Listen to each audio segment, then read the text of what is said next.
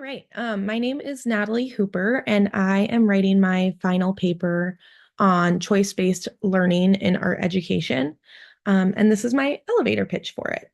So, the basic question of what is choice-based learning, the answer to that is that it's a teaching philosophy that encourages students to choose what they want to create in the art room. There's a lot of different ways that people go about this, but traditionally with choice-based learning, you have separate stations set up with different materials that students can kind of choose from and move around as they change interests.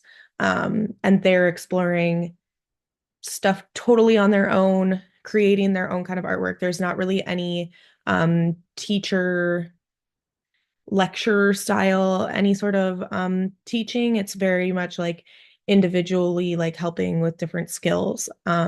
But yeah, it's essentially just students being able to choose what they want to make. Choice-based learning, we can kind of infer that it was inspired by Maria Montessori and the Montessori method. The Montessori method, if you are unfamiliar, well, Montessori schools are a type of school that it's a private school that you can send kids to. Normally, they are from like toddler age, 18 months normally, to elementary. I believe that in bigger areas, there are middle school levels and even high school, but it's primarily focused for really, really young kids. But it encourages independence. So the way that the classroom is set up and the materials that students have access to is all meant to foster independence, and students really move from different areas of the room. They choose what they're interested in working on. And it creates this kind of environment where students are really taking charge of their learning and what they're interested in, even from a really, really young age. I worked at a Montessori preschool, and there was a toddler room that was 18 months to 32 months, I believe. And the independence from kids that young that I saw in a Montessori school versus my experience teaching in public schools or other childcare facilities was just crazy how much just having their own access to supplies encourages independence. So choice-based learning kind of stems from that same idea of giving students all the materials that they need to look into their own interests and decide what they want to do and what they want to make and what they want to learn about. So why choose choice-based pedagogy in our education?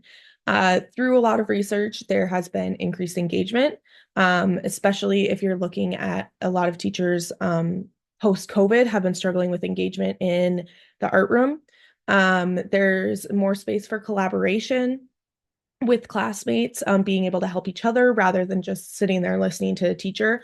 And then there's also a lot of mental health benefits, like feeling confident in yourself and your ability to make your own choices, right? And choose what you're interested in. There are a couple downfalls to choice-based learning, and it is kind of one of those things that as an individual teacher, you kind of have to just decide, if they outweigh each other or not. A lot of people think they do, a lot of people think they don't. But a lot of reasons that people shy away from choice-based learning is that it's not the traditional method. It's not what's been done before. I think people are very comfortable in what has been done in the past. I think all teachers can kind of agree that it's nice to be able to, repeat lessons and do the same stuff that you've been doing for the last few years, like changing things in and out a little bit. But so I think people get kind of scared at like totally overhauling how their classroom runs. There is a lot of research too that shows that there's a detox period needed for students to kind of switch from that traditional art room to a choice-based art room. Depending on the age of the students and their experience with art, that period might be different lengths, but most students struggle right away with switching from a traditional art room to a choice-based art room. And then the last kind of downfall to choice-based learning is that a lot of students are unsure of what to create. And because of this, they either don't stick with something and like finish the artwork, or they create a lot of like cliche or repetitive artworks throughout the course of the class. So again, there are lots of benefits. There are some cons, and it is just kind of something that you have to decide what works best for you as an educator.